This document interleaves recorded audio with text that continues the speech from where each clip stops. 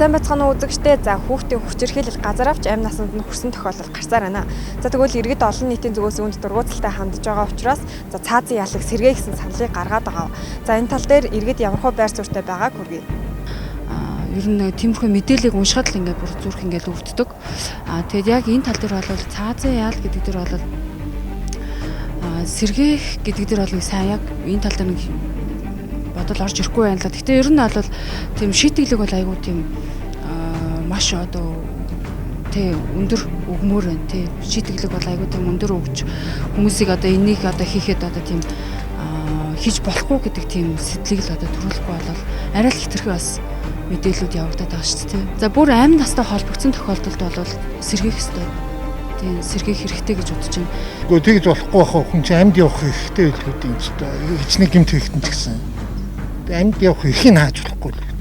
Тэгээд өөрсдийн гэдэг ялаа өгөх байх. Одоо энэ хүчирхийлэл нь ерөөсө буурахгүй л байгаа шүү дээ. Тэгээ бүр бага насны хүүхдүүдгээд эсвэл ийм нууц байж байгаад одоо ил болно гэж байхгүй шүү дээ. Тэгэхээр энэ хууль байх л хэрэгтэй гэж үзэж байна. Хуулийг чангатгах хэрэгтэй шүү дээ. Одоо тэгээд ийм байхгүй болсноос л илүү гарчул гэж л ойлгож байгаа шүү дээ.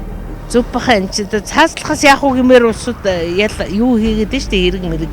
Одоо хизээч дуулдчихгүй хизээч байж болшгүй тийм хүчирхийлэл тэр нэлхнайтай анхны хүүхдүүдийн чинь оролдож барьж ийм үйлдэл хийнэ гэдэг чинь одоо байж болохгүй асуудал шүү дээ. Тэгэхээр би яг энэ үйлдэл дээр нь ч гэдэг юм уу одоо цаас бол байх хэрэгтэй л гэж үзэж байна. Ер нь бол ийм амар харгас явдлыг гараад байгаа нь бүр маш харамсалтай. Тэгээд баг өдөрт баг нэг байтха заримдаа хоёр сонсогдоод байна шүү дээ. Тэгэхээр ер нь бол ийм харгислалыг бол үнэхээр ингээд олуулаад дэмжээд хилээд ингээд засч чадахгүй бол одоо цаазын ялч юм уу одоо тийм лалын шишнтнүүдийн нөгөө чулуугаар шидэж алдаг болдог гэдэг нэг амар харгас арга үүдэн шүү дээ.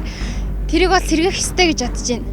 Ийм хүчирхийлэл маш их газар авж ийн төрсөн аавдаа өвөөдөө ахтаа гэдэг чи одоо юу гэсэн үг юм бэ? Энд чи одоо үнэхээр амар сонсож байгаа гэдэг бүр ингээд сонсохоор бүр сэрдэх юм одоо бүр шинжэнгөө ингээд сонсчаад ингээд төх гэл яана хөөрхөн амт яаж тийм нийл хамтныг тэгж чадчихна гэд тийм ийм харгас явдлуудыг хийж байгаа хүмүүсийг бол үнэхээр төвчгдэх хэцүү. Би бол сэргээсэн дээр л гэж бодож байна.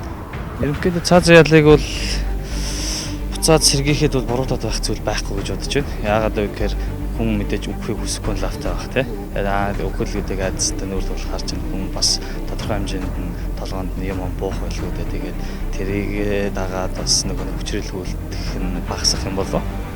За иргэд олон нийтийн зүгээс бол цаазын ялыг сэргээхийг дэмжиж байгаа.